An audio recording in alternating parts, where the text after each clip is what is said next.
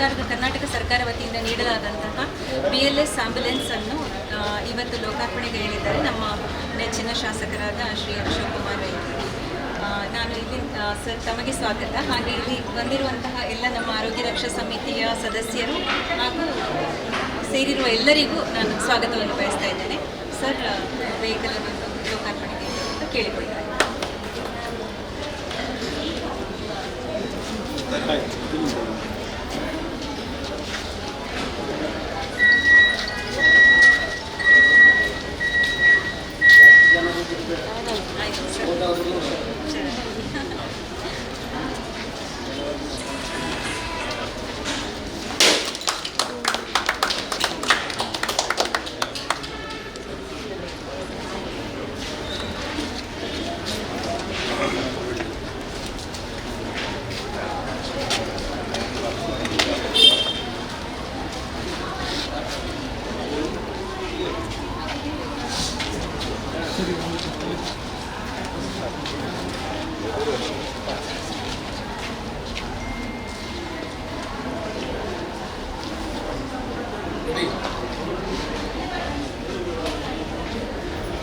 ಪುತ್ತೂರು ಸರ್ಕಾರಿ ಆಸ್ಪತ್ರೆಗೆ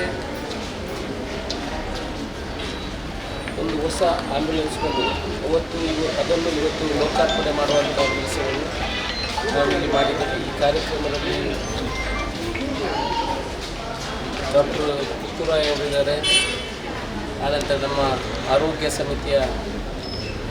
ರಕ್ಷಾ ಸಮಿತಿಯ ಎಲ್ಲ ಸದಸ್ಯರುಗಳಿದ್ದಾರೆ. ಈ ಹಿಂದೆ ಕೂಡ ಪುತ್ತೂರಿನಲ್ಲಿ 2 ಆಂಬ್ಯುಲೆನ್ಸ್ ಕರ್ನಾಟಕ ರಾಜ್ಯದಲ್ಲಿ ಈ ವರ್ಷ ಸುಮಾರು 61 ಆ್ಯಂಬುಲೆನ್ಸ್ಗಳನ್ನು ಕರ್ನಾಟಕ ರಾಜ್ಯದಲ್ಲಿ ಎಲ್ಲ ಕಡೆ ಆ್ಯಂಬುಲೆನ್ಸನ್ನು ಕೊಡುವಂಥ ಕೆಲಸವನ್ನು ಮಾಡಿದ್ದಾರೆ.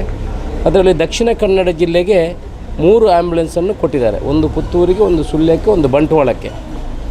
ಈಗ ಪ್ರಸ್ತುತ ಪುತ್ತೂರಿನಲ್ಲಿ 2 ಆ್ಯಂಬುಲೆನ್ಸ್ಗಳು ಸೇವೆಯನ್ನು ಸಲ್ಲಿಸ್ತಾ ಇದ್ದಾವೆ.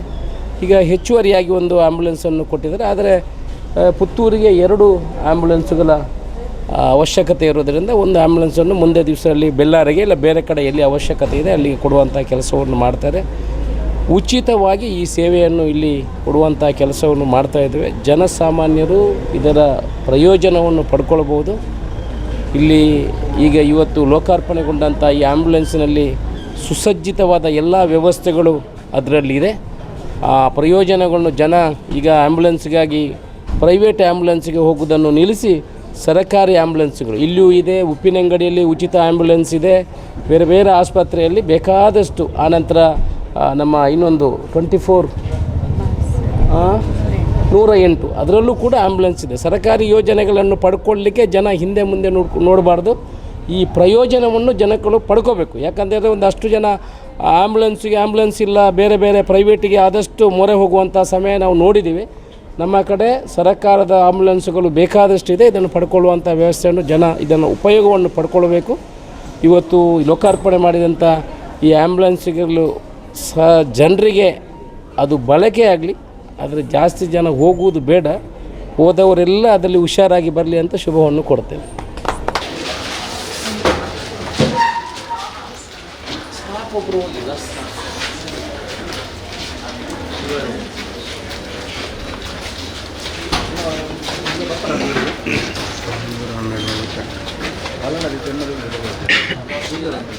ಆಕ್ಸಿಜನ್ ಕನೆಕ್ಷನ್ ಇದೆ, ಮಾನಿಟರ್ ವ್ಯವಸ್ಥೆ ಇದೆ.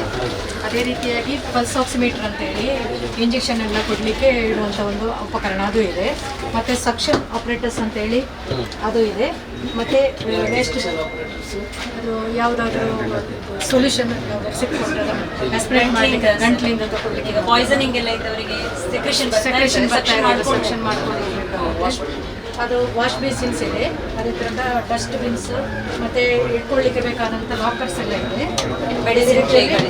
ಕ್ಲೀನ್ ಮಾಡಲಿಕ್ಕೆ ಮತ್ತು ಇಟ್ಕೊಳ್ಳಿಕ್ಕೆ ಇರುವಂಥದ್ದು.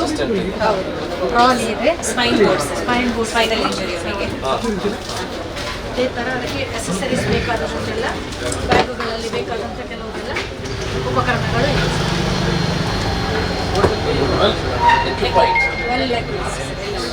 ಇಲ್ಲಿ ಸಮಸ್ಯೆಗಳು ಏನಿಲ್ಲ.